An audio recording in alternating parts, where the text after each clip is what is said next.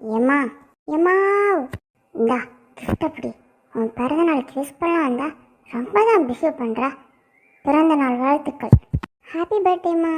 அடுத்த வருஷத்துக்குள்ள உடம்பை எப்படி மெயின்டைன் பண்ணணும், எப்படி டயட்டில் இருக்கணும், முடி நரைக்காமல் எப்படி பார்த்துக்கணுன்னு திங்க் பண்ணி நீ ரெசல்யூஷன் எடுமா.